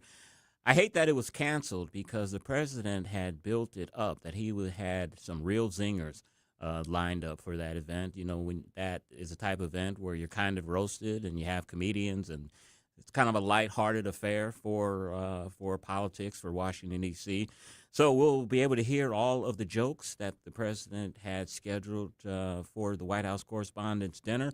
I'm sure a lot of those jokes will be pointed at the media and should be very interesting. Must-see TV. White House Correspondents' Dinner rescheduled for Friday. That dinner was in April, and I bet Trump had all of his Colbert jokes just ready to go.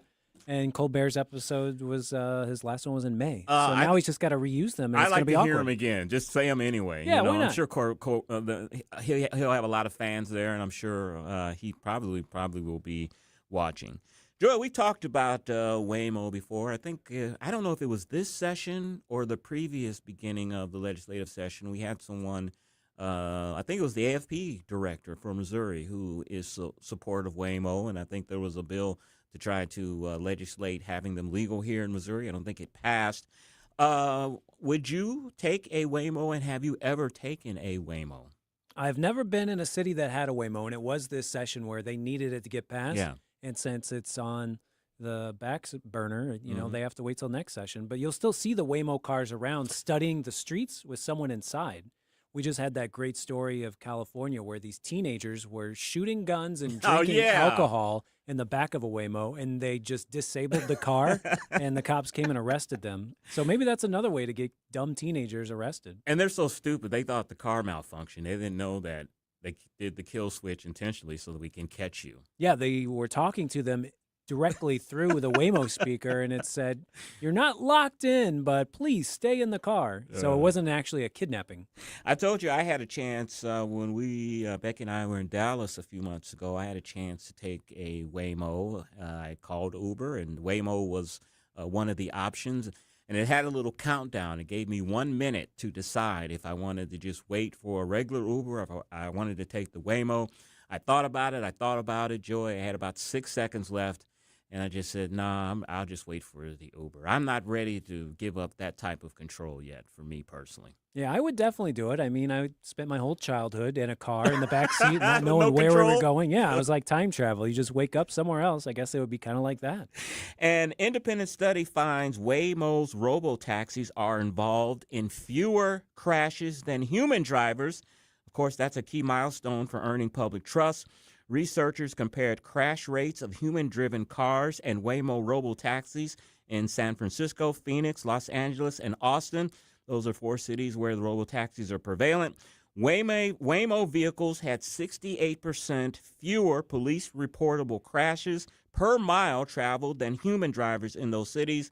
And Waymo had 85% fewer single vehicle crashes than human drivers. So according to this study, Waymo is quite safe, and hopefully next legislative session that they'll be legal here in Missouri. I'm sure the Uber drivers and taxi cabs won't be thrilled about that, but it's technology. It's here. Me and David Stokes are hoping they have some sort of horsey app so we can just order a horsey to come pick us up and take us where we want to go. I want to feel something alive between my legs taking me wherever I need to go. You wouldn't do the horsey app in the winter, though. Why not? I don't mind. Definitely if they can get up and down the streets when they're not plowed because Kara Spencer can't get through. Yeah, that's true. That's true. Horses probably can get through the snow if the streets aren't plowed. Well, those of you that listen to the show often know that my partner, Speaker Tim Jones, is a huge golf fan. He plays golf himself. He talks about the different tournaments that are happening over the weekend when we come in on Monday. Did you know, Joy, there's actually a lottery involved in getting tickets for the Masters? That lottery was held recently. It says about 2 million people apply for Masters tickets for each tournament day. Applicants have a 55% chance, roughly 1 in 182 of being selected, according to bookies.com. Those odds are better odds than being struck by lightning or winning the lottery. 2 million people apply for tickets to the Masters for every single tournament day. That's amazing. Yeah, I can relate. Every August 1st, I have it in my calendar to apply for the ticket lottery for Saturday Night Live. I've always wanted to see the show live, and you have through all of August, and then they close it August 31st. Yeah. And I've been submitting for only the past 2 years, so I'm just going to keep trying until they cancel the show. When Lorne Michaels dies, maybe I'll get a ticket to his funeral. I would suspect, and you can't really tell by watching on television, that studio audience doesn't look like it's a lot of people. What, a couple of hundred people maybe? It's got to be. And then they do it twice because they do the warm-ups, you know, the practice version before that, and then they have the live. I wouldn't mind. I'd go to either one because you actually get more sketches when you go to the practice one that they do at, a couple hours before. It's probably a bucket list item for me to go to Saturday night live taping. I can tell you, I remember when Saturday Night Live first started. I've told this story here on the show. I think 1975 was its first year, and I remember when they were advertising for the show. And they were talking about Saturday Night Live with the Saturday Night Live players, whatever they call them. And I was like, what does that mean? And I was only like 8 or 9 years old, so I could never stay up late enough to watch Saturday Night Live. And it's amazing. That show has been on 50-plus years. I did go to New York City to see a Daily Show taping once, so that was a lot of fun to be on a live show. I know that you've taken a tour of a TV studio audience. Did you see anything taped while you were there? No, that was a story when I was 9 years old. We went to Burbank Studios. We went to The Tonight Show, and Johnny Carson was off that week, and singer John Davidson was subbing in for him. I'll never forget it. And so we went down into the audience. John Davidson was rehearsing on stage. And the tour guide says, "Hi, maybe John will come over and say hello to us." And so she started approaching him, and he turned his back. I will never forget that. I've never been a fan of his since then. Threw out your John Davidson lunchbox as soon as you got home. Exactly. Yeah, he turned his back, man. What? Come on. That's just wrong. Is he still alive? He was probably really nervous. He didn't want to shake hands with someone that was all clammy and sweaty. We didn't want to shake his hands. She just wanted him to like, hey, these are tourists. Come over and say hello to them. Take 2 minutes out of your time, and then you can go back to rehearsing.